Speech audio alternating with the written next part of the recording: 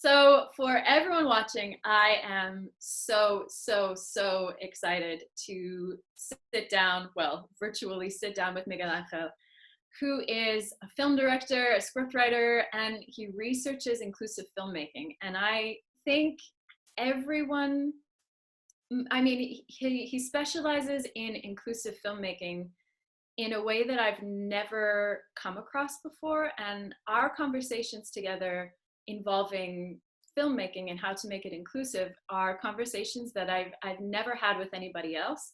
And I learned things even in our short conversations that I think would be really valuable to just the general public, but particularly the world of filmmaking.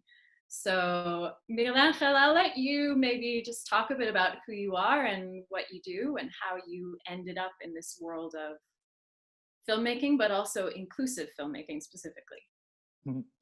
Well, thanks, Holly, for having me on your show. And I would like to say that I'm just a regular film director. I mean, I don't do films about disability. I'm just a fiction writer. I do films about horror, fantasy. I also do fashion film. I do video art. So maybe I just wanted to present myself as, yeah, somebody who does his job.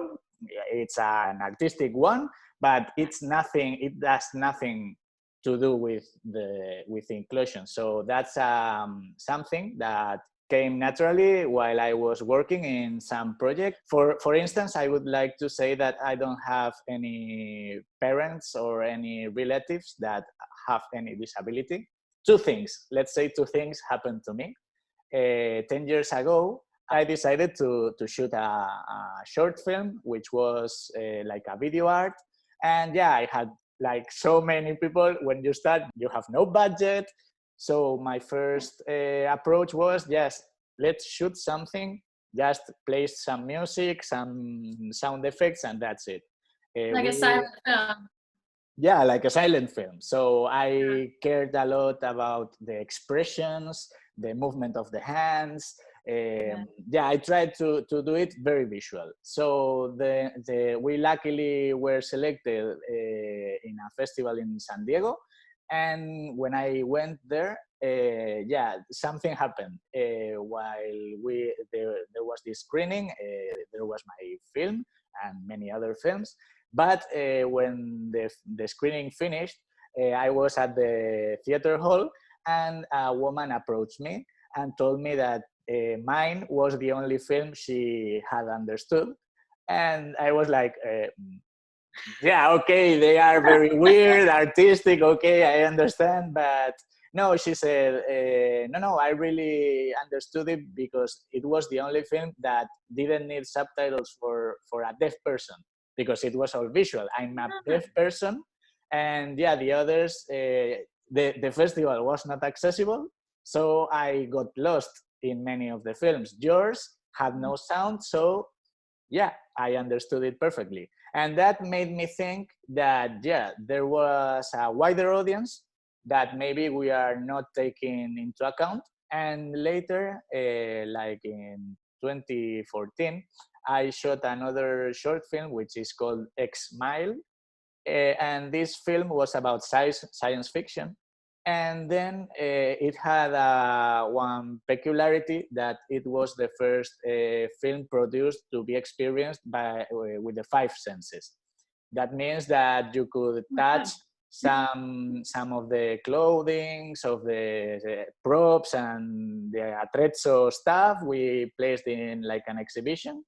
We also designed some beverages and we offered them to the viewers, so they got into the theater and they just drank the beverage while they were watching the beverage on the screen. So it was like, yeah, different. And then one of the main things was that we designed a smelling experience through the film.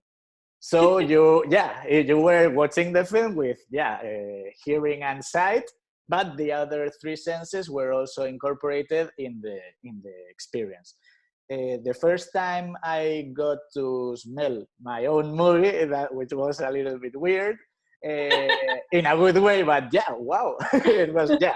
Smell my own. I think nobody has ever said that sentence. The first time I got to smell my own movie. How Yeah. cool. Yeah, it was weird in a good way. Yeah, one of the things I can tell you, aside of my story on how I got into accessibility, is that I feel so lucky to have been experiencing all these moments in my life, all these chances, and yeah, this was one of the biggest ones, because that time was when I started thinking, so okay, if I know that there's a way to portray a shot or to direct an actor that helps some viewers to come to access my film, how could I implement this in other ways? Are there any particular tools attached to making people who don't see, who don't hear, to come to the movies?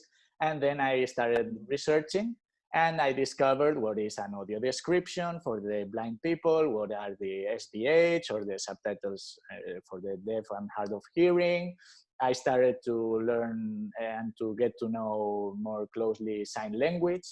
And yeah, that was like the biggest moment in my career, because then I started to blend my passion for film, for art, and my job as a film writer and director with the inclusive and accessible part.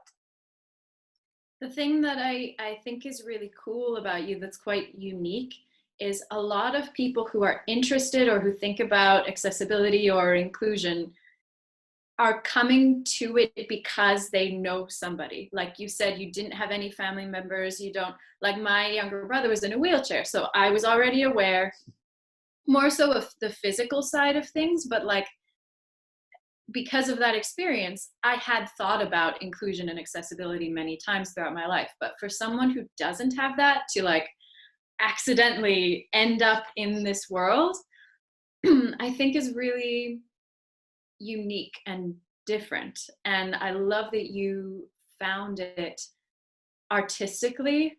Like you didn't have a thought like, I'm going to make a movie. How can I make a movie that everyone can understand? Well, I need to do this. You sort of made a movie and then realized, oh, wait, there's a lot of people that would benefit from this. So Yes. how would you describe, how can I ask this? So a normal movie does get subtitled, and nowadays more and more movies are having, audio description added. What's different about what you do versus what is being done kind of normally already? Are there any rules around that? Are there any guidelines generally? Or because it's something I don't know anything about, and I think a lot of people also don't know exactly how that happens. Yeah, for that case, I will like to tell you like the traditional method and how did we approach it. Let's say that accessibility and inclusion are not are talk about the same but are not the same. Okay. For me, just this is my opinion. I'm sure there's a lot of people who might think differently, but this is how, after years and years of research, I came as a conclusion.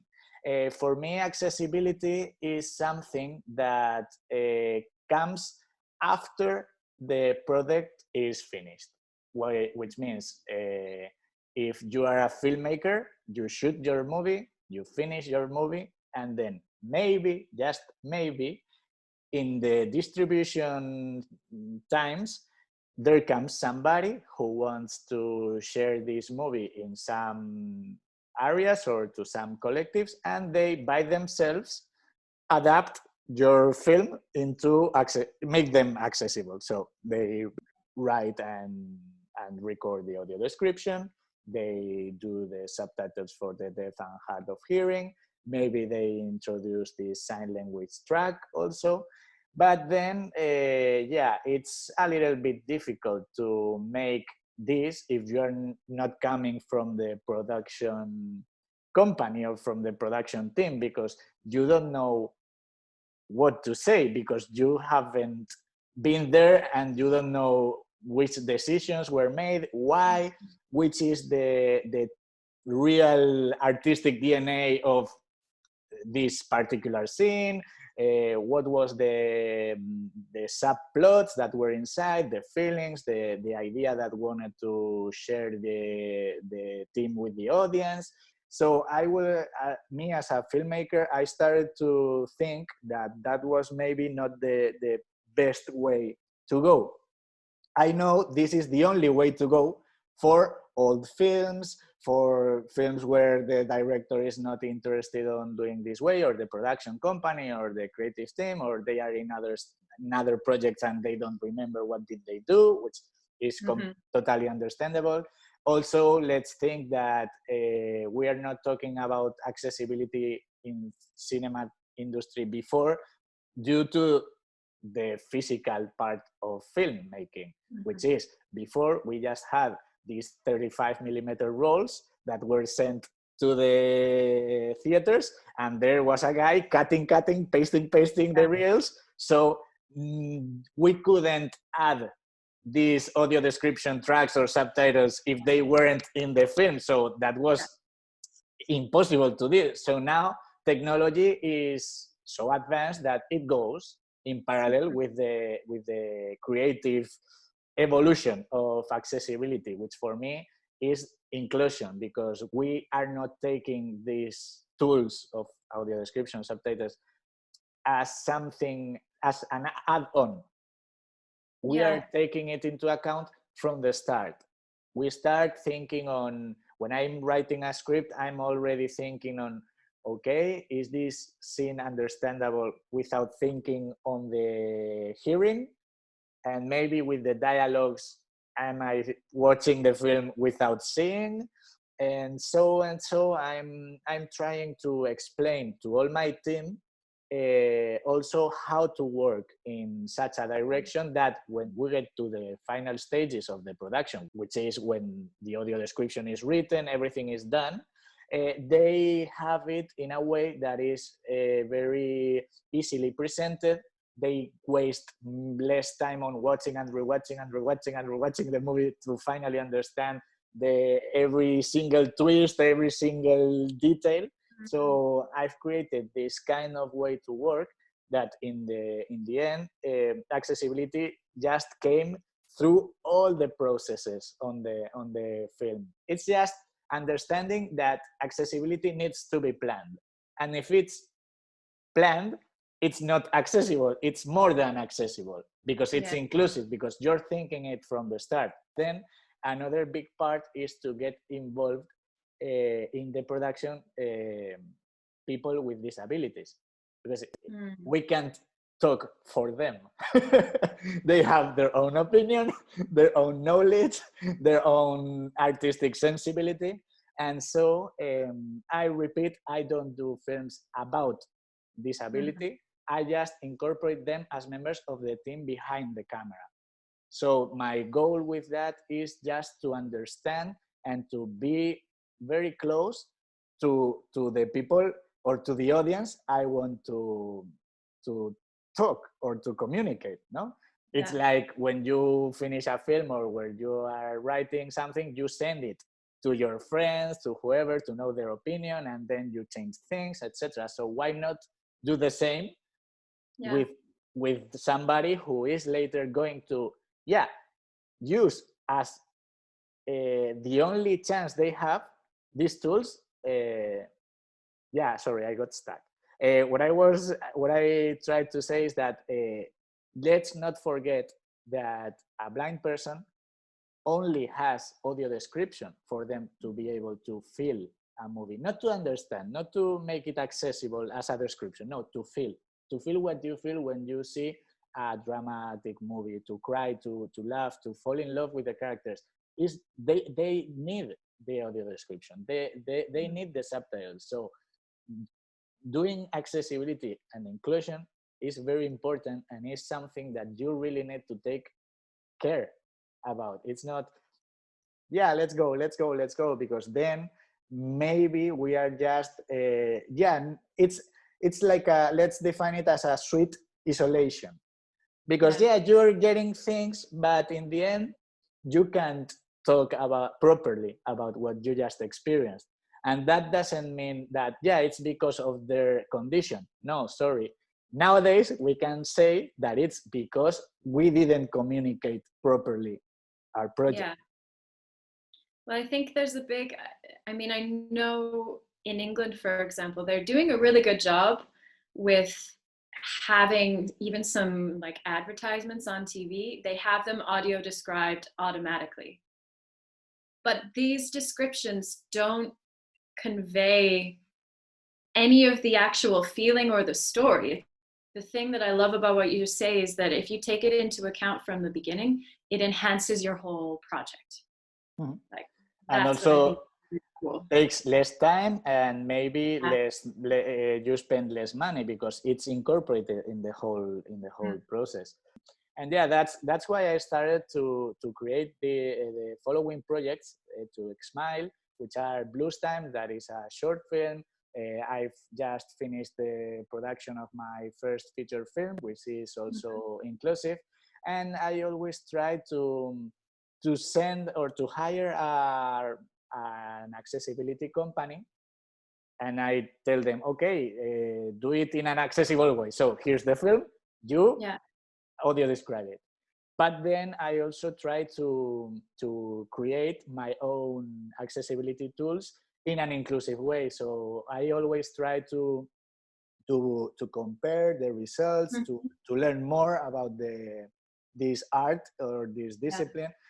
Because yeah, I'm a film director. I don't know that much about audio description, etc. But I really think that there are big differences. I don't do it to show that my work is better. It's not like that. But I just want to explain and to share Yeah. that yeah, we can go in a less audio description way, and in a more audio suggestive way. I don't know how to Yeah. involving audio Well, it's like involving telling way. the story, Yeah, the real story of the film, not just engaging. describing exactly. Yeah, it's not that So there's there. No, just engage me. yeah. Whisper things into my ear. It's whispering into an ear, which is some kind of what is audio description. Is something very intimate. So Yeah. why don't we use it? Why don't we choose actors, dubbing actors, radio speakers, people who can play with their voice? I Yeah. don't say that audio description needs to be dramatized, but I just No, but there I remember there was an ad, and then I think we have some examples of the two types of versions that I want to look at. But yes. you're talking about voices.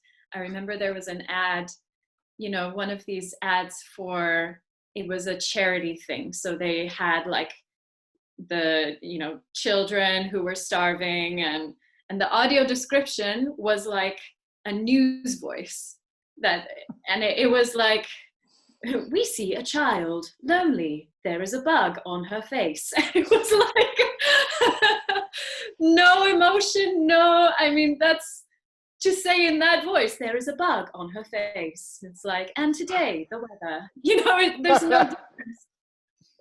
So Yeah, but yeah, we can argue that's accessible.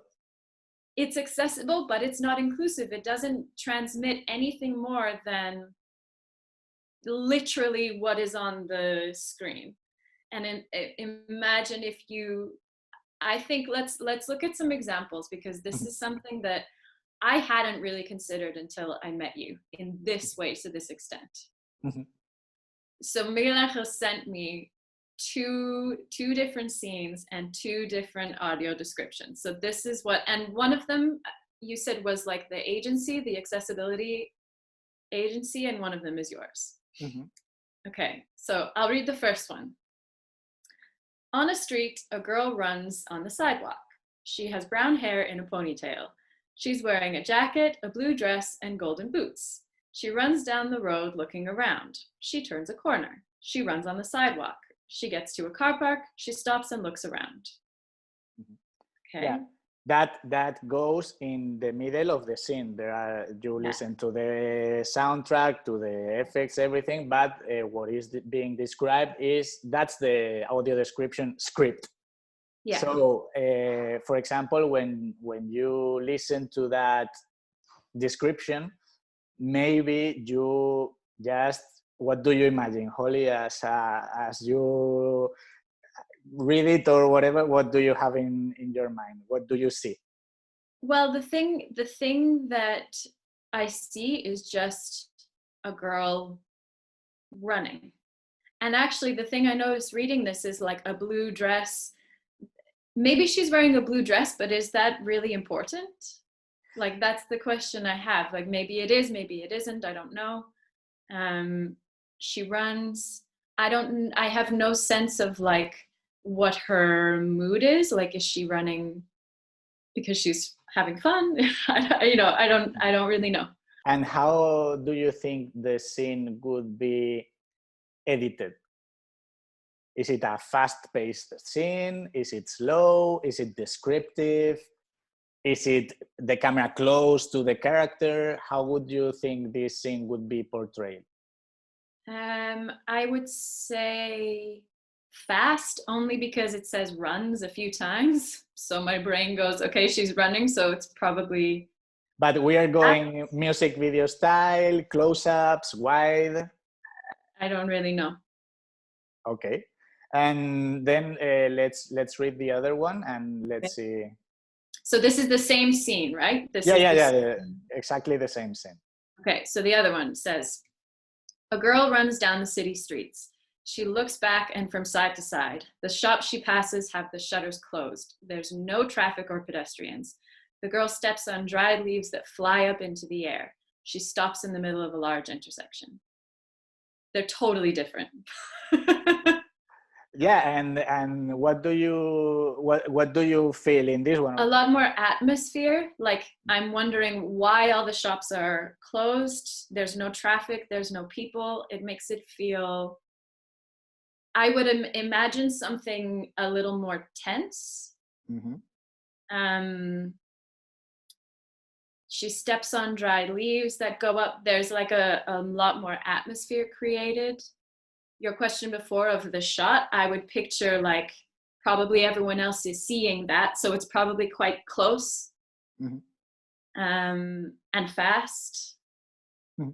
So from a simple description, you can get information of the editing of the shots. Of, for example, we are talking about the girl, her back, the feet, the stores, the wide crossing. So you're imagining different takes, right? From, you could see, okay, I need this wide shot for the girl to see where she's running through this crossing.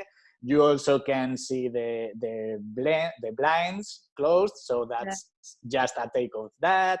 The feet, the girl, and there's no description of the girl, for example.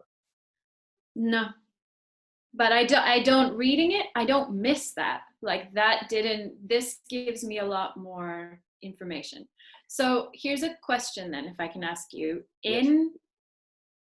I assume the second one is the better one. So if you were considering this from the beginning, would you have thought about this from the beginning so that you could include the sounds of these things as well? Is that the idea, that like maybe if you know that they're going to hear the shops have the shutters closed, could you edit into the scene the sound of the shutters closing to add to that? Or so how would you do this from the beginning, I suppose, is my question. Okay, let's, if you want, let's play the scene and then I will tell you. Okay.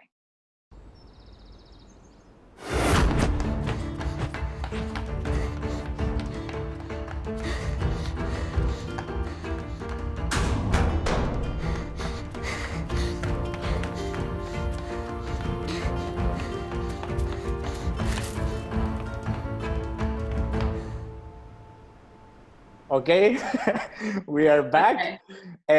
So as you just noticed, the scene doesn't have the need to be that wider on description. I mean, it's a girl running through a street. So you have time to work on how the scene was designed. Answering to your previous question, I didn't know what I was going to get from this girl running, because we were shooting at dawn and we needed just this tiny light. So we had not that much time. We had to go and shoot it in 2 days. So everything was a little bit improvised. I knew many of the takes, but yeah, I didn't know it. It's like a regular way of shooting. You go with your schemes and then they get broken and you throw them and you start from there. But the thing is that what I wanted to explain on the scene is clear. She's a girl, she's running, something is behind her, something we don't know what it is. The stores are closed, everything is like, but we understand it because it's very early in the morning, no? And also I had the time to show the leaves, which tells us that maybe this scene is happening in autumn. Yeah. So I got into these little details, which I was interested in it because I wanted to go in a more fairy tale style. Can we look at, you sent another scene. Can we look at that one? Okay, that one, yeah, a little bit weirder. It's like a dream sequence, no, or something like that. So everything can be audio described, but yeah, let's see how does that come to accessible and inclusive. Because this one, I have to say, I read the first one and I was like completely confused. Okay, anyway, so the first one is images are interspersed of Fa with a man. Fa is the character, right? Yes. He gives her the wristwatch. It's 10 to 8. He caresses Fa's chin. She smiles. A man wears a hospital ID bracelet. Someone gives him an injection. Fa covers her mouth. Emergency lights flash around her. The image fades to black. Okay. So I think the caress word in Spanish, he just says acaricia, so maybe just places his hand on the chin. But yeah, for example, here, how many characters would there be? I would say so. Fa and a man. He gives her the watch. It's 10 to 8. He touches her chin. She smiles. A man wears a hospital ID bracelet. Someone gives him an injection. She covers her mouth. So I think, I don't know, but at least 4. Okay. And for example, would you imagine where are we? Or the place where is happening, the scene? I mean, I suppose a hospital, if there's a hospital bracelet and an injection. And the first sentence, what does it suggest to you? That there's like a montage of pictures with Fa and a man. Yeah, and what? But I don't know which man. It sounds a bit weird. Yeah, because we can. Let's remember that these scenes are complete. I mean, they have a whole sense. It's not that we just took a little bit and that's it. No, it's like a full scene of the movie. Okay. Yes, and yeah, and also, for example, the young. It might be that this Fa is being abused or something, right? Because it's pretty wild, the scene. And I don't know who a man wears a hospital bracelet. Who's he? I don't know. Okay. So let's read the other one. So the other one, same scene. Yes. Against a white background, an old man gives the pocket watch to Fa. The old man strokes the girl's chin, making her smile. The old man is wearing a hospital bracelet. So it's the same guy. Yes. Fa becomes tense. Someone brings an IV bag to the grandfather. The needle goes into the old man's veins. the white background gets dark and fa covers her mouth. So there's two people and someone brings the IV, but maybe we don't see them. So maybe that's why it doesn't matter. Yeah, there are Now I three know it's an characters. IV. So now I imagine, okay, it's an IV that they're injecting. It's not just someone giving an injection. No. Like they're drugging someone. So now I think, so it's just the old man, maybe a grandfather and fa, and they're in the hospital and she's tense and nervous because her grandfather is having some medical treatment. That's what I understand now from this one. So the thing is that, yeah, also this scene has no audio, so no dialogues. So you need to understand it with those words. Though that description is the only thing that is placed on the film. If you want, we can play it.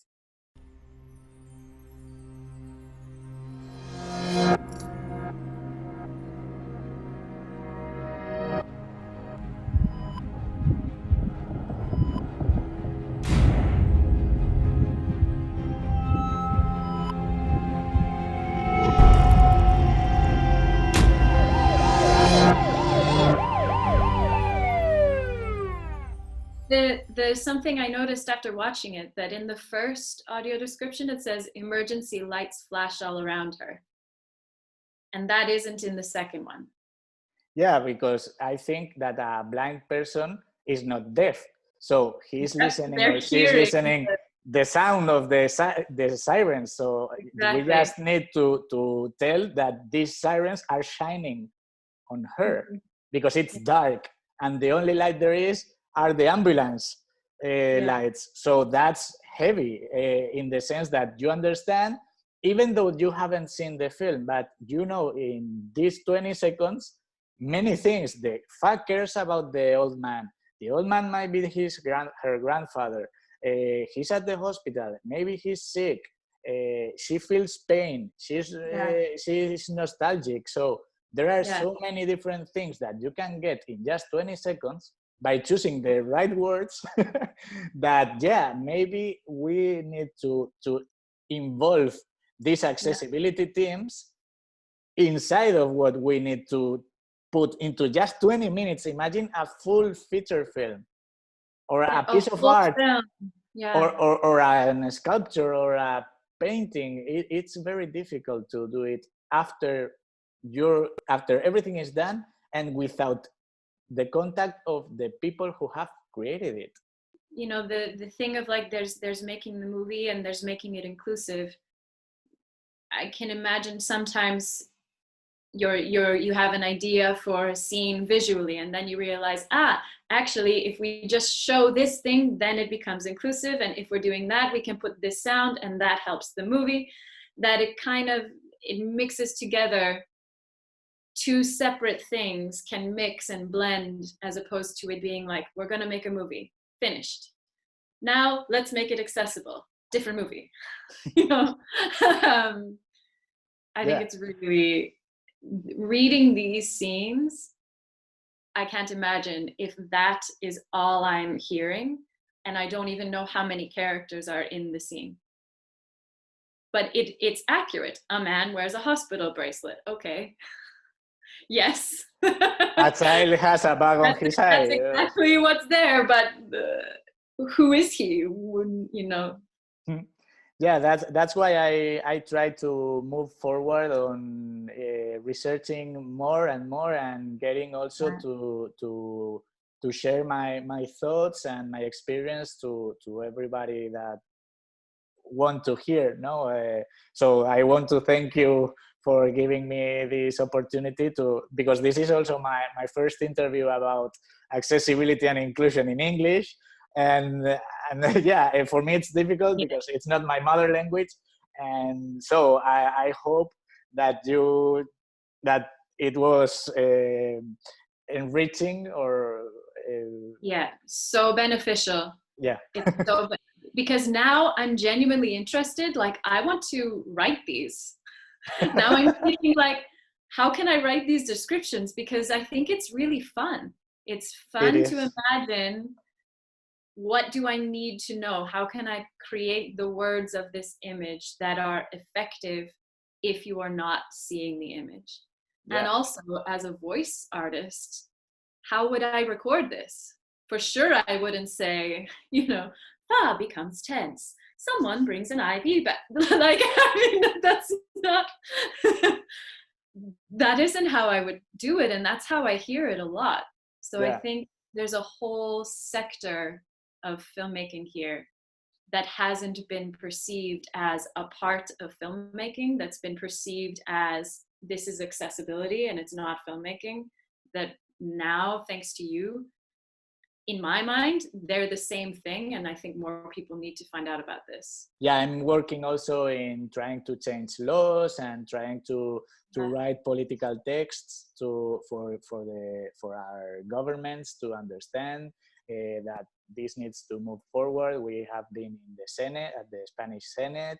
We have changed some laws here in my place in Valencia, and also imagine this is so wide because we are not just the creators, we are not just the government, we are not just the people with disabilities and their associations, and it's also film, DVDs, film, Netflix, which are coming forward with these projects and these accessibility tools. But also, if you don't have the methodology to implement it in a wider way, it's difficult. For example, what we are doing is also crafting this particular methodology that not only helps my productions, but also can be exported to any production. We have these reports or these layouts. So you've created like a guide, yes, essentially, right, on like how we can do this, and that I think should be implemented wherever you are watching this. I hope one day you can have this guide to implement, because I just think it's really interesting. It's really, really fascinating to me that this is not a bigger deal. Thank you. Where can we find you? Do you have a website or anything that people can look up? And is it in English? Yeah, one of the things, if you just write my name in Google, yeah, my name is difficult, but we will have it on screen. There you can find my films. I also do a lot of documentaries about the behind the scenes with interviews to all my crew members about accessibility. We have also accessible trailers, accessible films, accessible songs. Many. We're just opening it very wide, and I decided to sum up all the content we've created into a website, which is micineinclusivo.com. And yeah, the site is in Spanish because I'm specialized in accessibility in Spanish, but also there's the blog part. And in the blogging part, you can find a section which is English articles, and you can find a lot of different articles about accessibility. Also, you can find many of the videos are translated, are subtitled into English. So there's a lot of content there, even though the main site is in Spanish. But I invite you to check it out. And if you need anything, you want to share something, contact us. And just because, I know more in Spanish, but the methodology is universal. It's global. I don't care the production, the language. It's just something that, you have to live, because in the end, right now, inclusion is not just a part of my job, it's a part of my life. And this is also a life experience. This has been a life experience. And so that's why I feel it as I do. No, it's not something which I do 8 hours per day. I go to sleep, I forget about it, etc. It's just, I try to really go for it in many ways of my life. Maybe something everyone can do is to check out current audio descriptions. There are a lot of things available, listen to them, you know, get curious about what they're like now and how we can maybe make them better in the future. As a final thought, I know many directors whose work has been accessible and they didn't experience it. They don't care. Yeah. So start caring. I would. I am. I would. Yeah. Start caring, do it intentionally. And then cinema will progress and change and move forward, and your films will be unique and different and inclusive. Totally. Thank you so much. Thanks, Holly.